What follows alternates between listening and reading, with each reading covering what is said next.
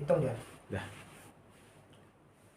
Bismillahirrahmanirrahim. Assalamualaikum warahmatullahi wabarakatuh. Waalaikumsalam.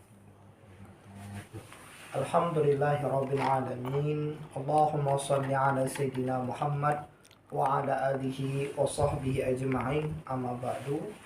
Bapak-bapak yang dimuliakan Allah Subhanahu wa taala, pada kesempatan kali ini sama-sama kita bersyukur kepada Allah dan mengucapkan alhamdulillahirabbil alamin.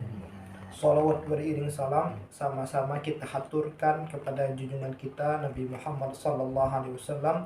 Allahumma shalli ala sayyidina Muhammad wa ala ali sayyidina Muhammad.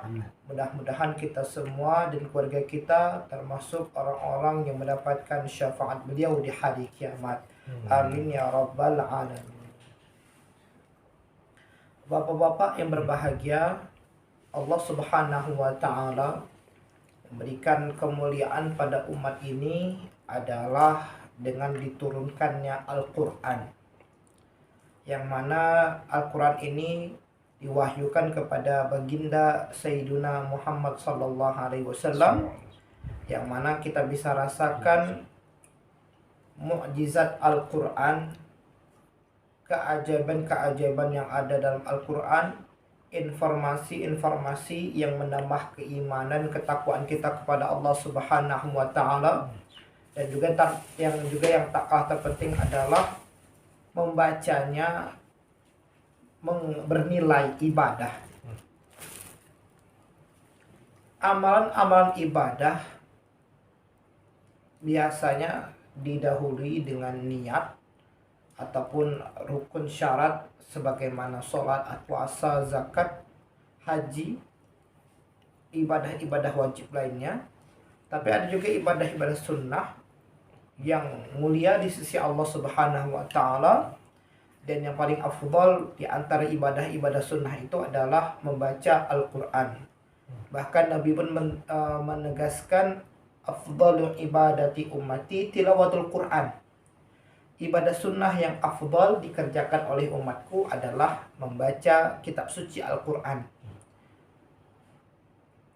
Bahkan Nabi pun juga memberikan kabar, informasi bahwasanya satu huruf di dalam Al-Quran itu mengandung atau bernilai satu kebaikan. Wal hasanatu bi asyri amsalihha. Dan satu kebaikan Allah akan balas dengan 10 kebaikan, dengan 10 kali lipat.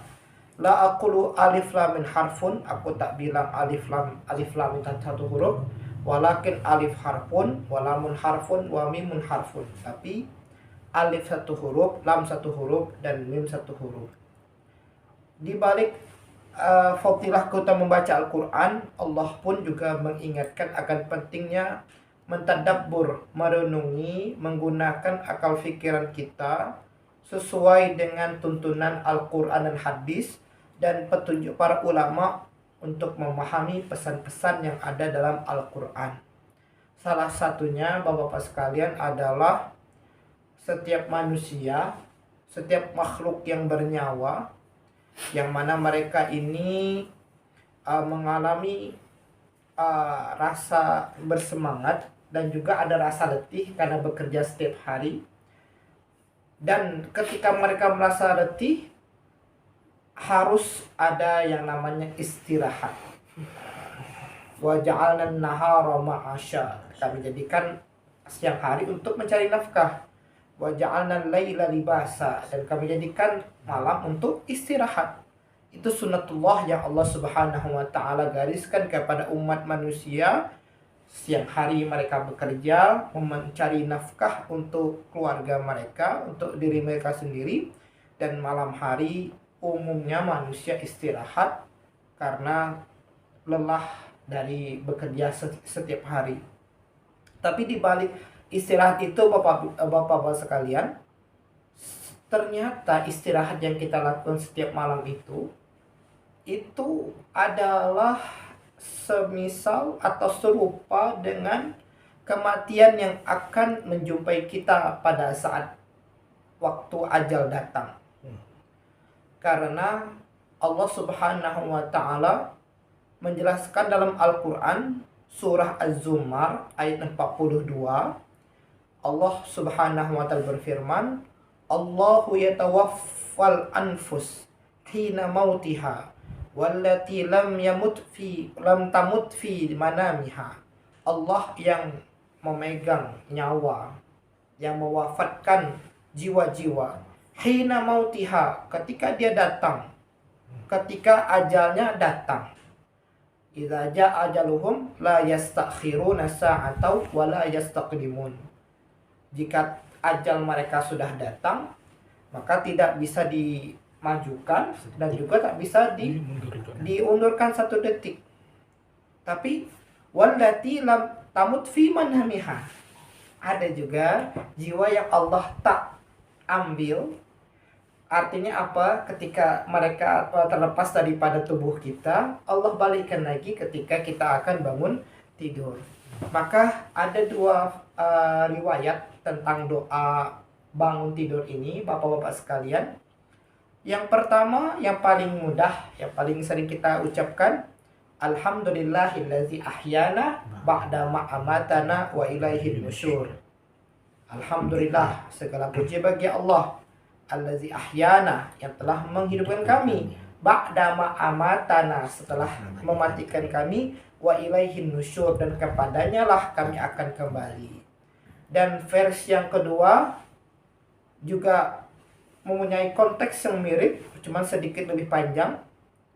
Bismikallahumma, dengan namamu ya Allah. Wada'tu jambi, aku merebahkan punggungku. Wabika arfa'uhu, dan denganmu aku mengangkat punggungku, artinya bangun daripada tidur. Idza amsakta nafsi farhamha, jika engkau ya Allah menahan jiwaku, artinya aku meninggal di tidurku saat ini, farhamha, maka sayangilah jiwaku ini, janganlah engkau siksa karena dosa-dosaku ya Allah. Wa idza arsaltaha, jika engkau balikkan lagi ke tubuhku, balik lagi aku bisa bangun tidur, fahfazha, maka jagalah ya Allah, bima tahfazu ibadaka sholihin, sebagaimana engkau menjaga jiwa-jiwa hamba-hambu yang soleh. Nah itu Bapak-bapak sekalian, doa akan tidur, ya, doa akan tidur kita Bismikallahumma ahya wa bismika amut. Nah itu. Dan juga yang versi kedua, Bismikallahumma wa ba'tu jambi wa bika arfa'uhu fa idza amsakta farham fa idza amsakta nafsi farhamha wa idza arsaltaha fahfazha bima tahfazu ibadakas sholihin. Nah itu dari doa yang diajarkan Nabi ini, Bapak-bapak sekalian. Nabi Muhammad mengingatkan kepada kita bahwa di doa tidur sekalipun tidak ada kalimat tidur dan tidak ada kalimat bangun tidur. Kalau tidur, nama ya namu, rokoda yargudu, tidur. Kalau bangun tidur, istaiqadha yastaqidu, bangun tidur. Tapi di dua riwayat dari hadis Nabi Muhammad SAW, dua kalimat ini tidak ada ketika kita akan tidur, tapi Nabi Muhammad menggunakan istilah mati dan hidup. Bismikallahumma ahya wa bismika amut, kita tidur. Baru ada versi yang kedua tadi yang agak panjang, itu menunjukkan bahwasanya Allah Subhanahu wa taala mengingatkan kepada kita semua, wahai umat manusia, sejauh manapun kalian bekerja, berjalan, kalian ada batas waktunya. Kalian akan menghadapi yang namanya kematian. Bahkan kadang orang tidur kan tidak merasa apa yang ada di sekitarnya, tidak merasa apa yang dia juga hadapi. Tapi ketika dia bangun, dia bisa kembali kesadarannya dan beraktivitas sebagaimana biasanya. Maka ketika kita bangun, Alhamdulillahillazi ahyana ba'da ma amatana wa ilaihin nusyur. Pertama kali kita mengucapkan puji dari Allah, telah menghidupkan kami, masih artinya masih diberikan kesempatan untuk memperbaiki amal, memperbaiki pekerjaan, dan juga minta ampun atas segala kesalahan dan dosa, sehingga kita punya harapan kembali kepada Allah dalam keadaan bersih, tidak ada dosa sedikit pun yang ada ataupun yang masih ada pada diri kita. Bapak-bapak yang berbahagia, fayumsikul lati qada 'alaihal maut wa yursil ukhra ila ajalin musamma. Kemudian Allah menahan jiwa yang Allah Subhanahu wa taala telah tetapkan akan meninggal pada saat tidur tersebut, wa yursil ukhra ila ajalin musamma, dan ada juga yang Allah kembalikan sampai waktu yang telah ditentukan. Artinya apa? Kita semua diberikan limit waktu yang terbatas oleh Allah Subhanahu wa taala, maka benarlah apa yang Allah ingatkan kepada kita, ya ayyuhallazina amanu taqullaha wal tanzur nafsum ma qaddamat lighad wattaqullaha. Nah, diulang lagi. Di awal kalimat ada seruan untuk bertakwa kepada Allah. Wahai orang beriman yang hatinya ada iman kepada Allah, takutlah kepada Allah. Ayo sama-sama jalankan perintah Allah dan tahan diri dari segala yang Allah Subhanahu wa taala larang. Bahkan tambah lagi nasihat yang Allah Subhanahu wa taala titipkan dalam surah Ali Imran ayat 200 itu, Bapak-bapak sekalian. Ya ayyuhallazina amanu sabiru, sabar wahai orang beriman. Wasabiru, tambah lagi kesabarannya. Warabitu, dan berwaspadalah, siap siaga. Orang Islam harus mempunyai sifat selalu siap siaga dalam memenuhi kewajibannya sebagai umat Islam atau memenuhi kebutuhan dalam mencari nafkah bagi dirinya dan juga untuk keluarganya. Tapi wattaqullah, sabar, tambah lagi kesabaran, kemudian siap siaga, selalu waspada, tapi juga takwa kepada Allah. Artinya sabar, amalan hati, ditambah lagi kesabaran, amalan hati, dan waspada, amalan tubuh, tapi juga takutlah kepada Allah. Semua itu berdasarkan keimanan dan ketakwaan kepada Allah. Apa yang akan kita dapatkan? La'allakum tuflihun, agar kalian beruntung. La'allah dalam Al-Quran, memang kalau dalam bahasa Arabnya, Bapak-bapak sekalian, bermakna agar, niscaya, supaya. Tapi la'allah dalam Al-Quran itu bermakna ditakkid, artinya pasti kalian akan beruntung. Bersabar dalam menjalankan perintah Allah. Bertambah lagi bersabar kalau menghadapi godaan untuk berbuat maksiat ataupun ketika diuji dengan musibah. Kadang orang sholat kuat, tapi ketika diuji musibah kadang sering mengalami rasa putus asa. Maka Allah ingatkan lagi, tanamkan kepada umat Islam, walaitai asu min rauhillah, jangan pernah berputus asa dengan rahmat kasih sayang Allah. Mungkin kita kadang mengalami masa-masa yang tidak mengenakan, sesuatu yang mungkin kita sudah berbuat baik, kok hasilnya tidak sesuai dengan yang kita harapkan.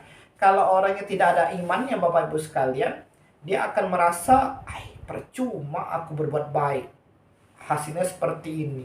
Allah tidak adil. Akhirnya apa? Menyalahkan Allah, tidak menerima ketetapan dari Allah, tidak ridha dengan ketetapan dari Allah.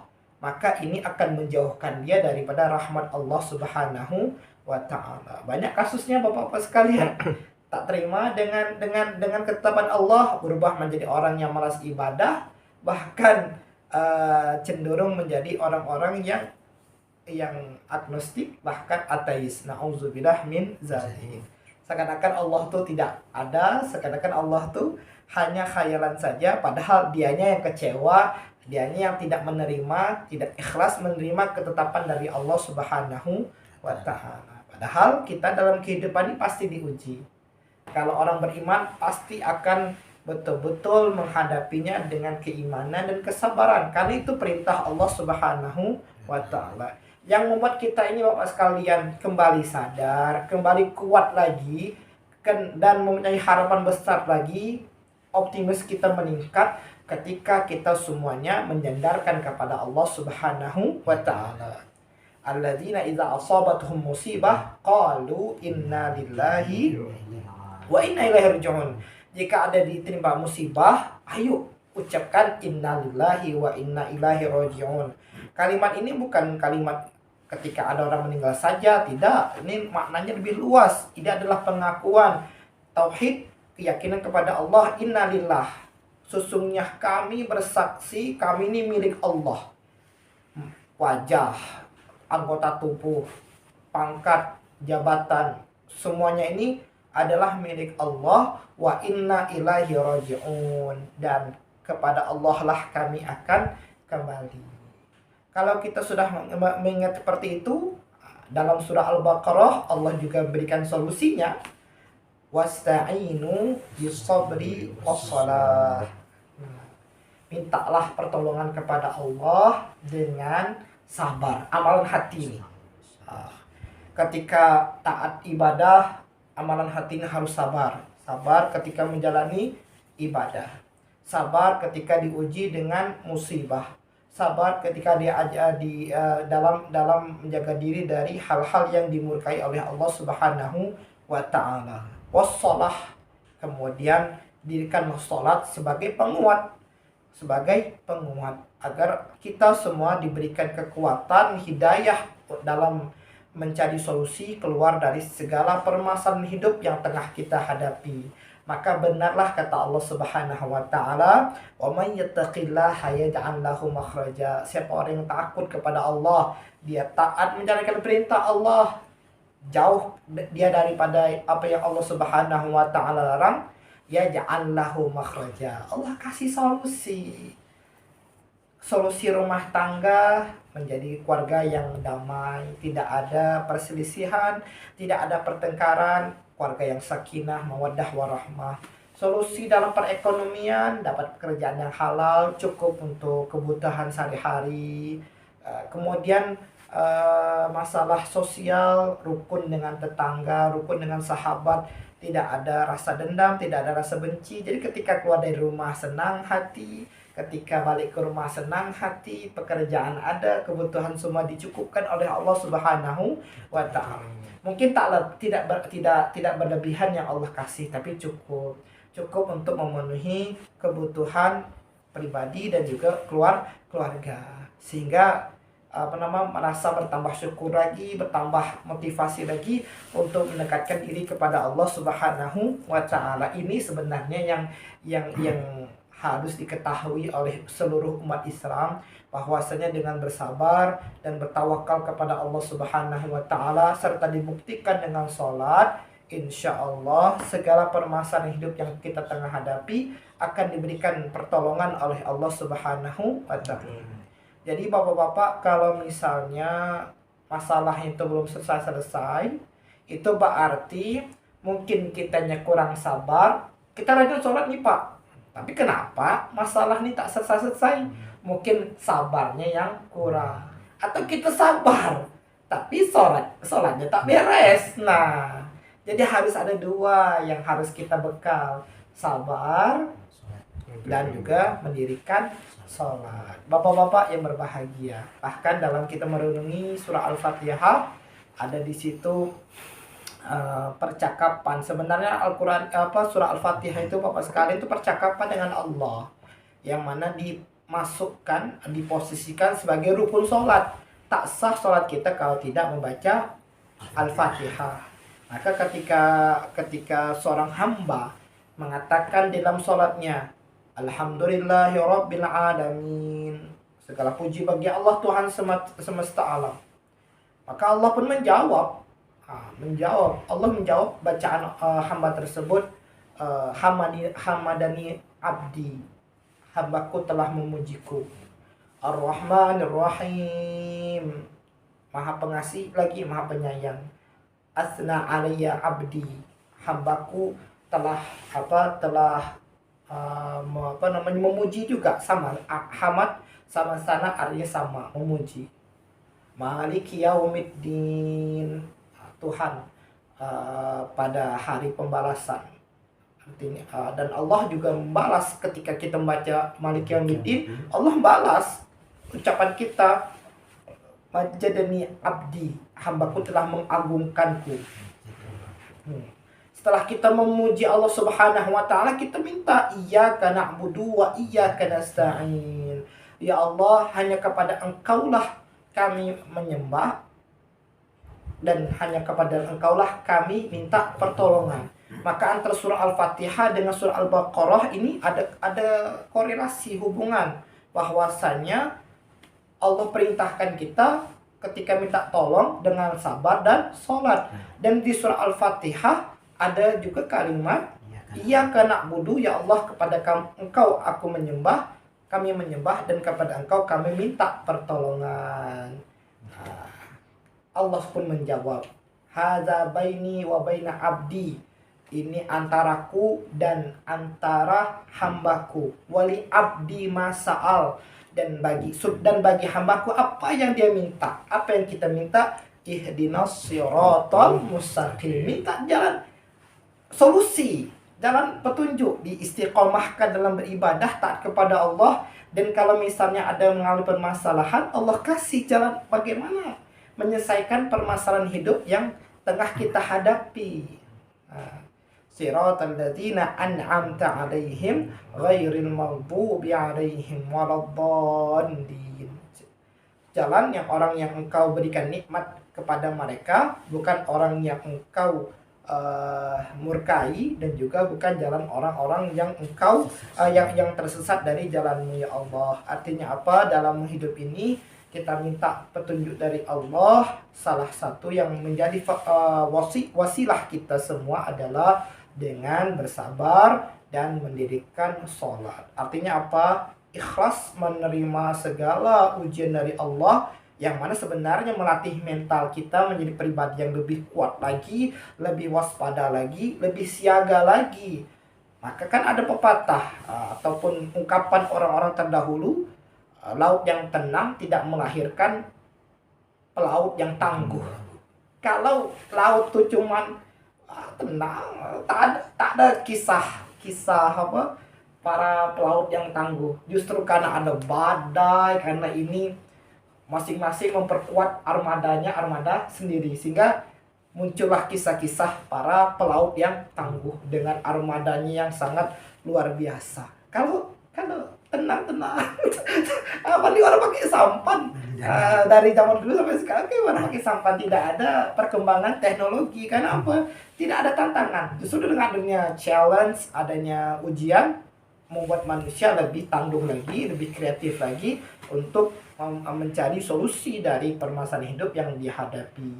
Ada yang mencarinya mungkin dengan sesuatu yang tidak diridhoi Allah, tapi kita sebagai umat Islam mencari solusi semua dari hal-hal yang diridhoi oleh Allah Subhanahu wa taala. Dan ayat ini tutup, inna fi dzalika laayatil liqaumin yatafakkarun. Dan di peristiwa malam yang mana kita dimatikan oleh Allah Subhanahu wa taala, lalu dihidupkan lagi ketika azan subuh ataupun sebelum fajar berkumandang, la ayatil liqaumin yatafakkarun, adalah tanda-tanda kebesaran Allah bagi orang-orang yang mau berpikir, oh iya, setiap malam aku ini mengalami kematian, kemudian diberikan kesempatan lagi, ya Allah. Kalaulah tadi malam tidak bisa bangun lagi, berarti tak bisa lagi menambah amal ibadah dan juga tidak sempat bertaubat kepada Allah Subhanahu wa taala. Maka alhamdulillah kita diberikan akal oleh Allah dan juga diperkuat dengan iman kepada Allah Subhanahu wa taala, sehingga ketika kita menggabungkan antara iman dan akal, itulah yang akan menjadikan kita hamba-hamba Allah yang berbahagia di dunia dan akhirat. Terima kasih Bapak-bapak atas segala perhatian. Mudah-mudahan bermanfaat bagi kita semua. Amin ya rabbal alamin.